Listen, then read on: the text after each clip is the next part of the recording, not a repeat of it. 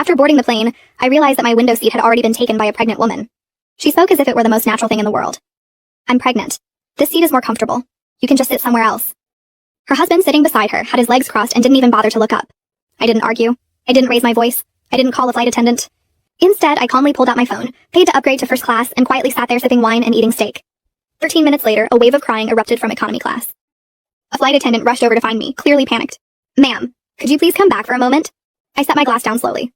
On what grounds? She didn't know that the money I had just spent wasn't for comfort. It was to teach her a lesson. A lesson that would leave her crying so hard she could barely catch her breath, her voice breaking into pieces under the roar of the airplane engines, as if everything noisy and chaotic from the world below had been left far behind. My name is Chloe Reed. I'm 28 years old. I had just wrapped up a grueling 2-week international business negotiation. Both my body and mind were completely drained. The only thing I wanted was to sit in the window seat I had booked in advance, look out at the clouds, and finally relax. The ticket had been booked by my assistant a week earlier. Seat 15A, window seat. I had specifically asked for it. Dragging my carry-on suitcase, I walked down the narrow aisle. Around me were all kinds of noise. Children crying, couples whispering, conversations overlapping. Every sound stretched my already exhausted nerves tighter. Finally, I reached row 15. I stopped and frowned. Sitting in my seat was a woman. A visibly pregnant woman, her belly already pronounced. She sat there completely at ease, as if the seat naturally belonged to her.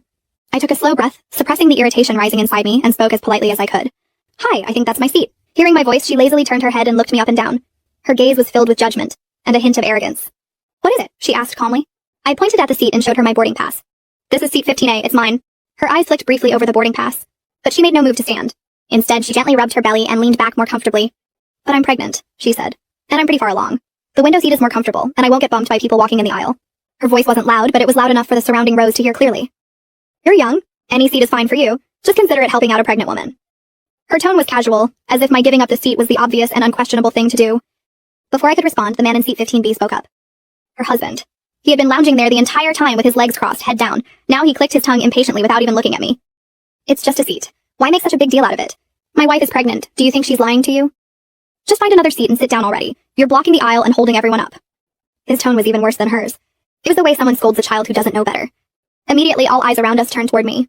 Some sympathetic, some curious, some quietly judging. In their eyes, if I didn't give in, I would be the unreasonable one. The husband continued pressing, his impatience turning into subtle accusations, working together with his wife as if they had done this many times before. If it were the old me, I might have compromised to avoid trouble. But not today. After half a month of intense negotiations, I had already exhausted all my patience and energy. What I needed now wasn't compromise. It was peace. I didn't argue. I didn't call a flight attendant. Under the surprised and slightly mocking gazes of the couple and the surrounding passengers, I made my decision. I turned around and walked straight toward the front of the plane. Behind me, I heard the man let out a sarcastic laugh. "See? Problem solved. Some people just need a few words to understand."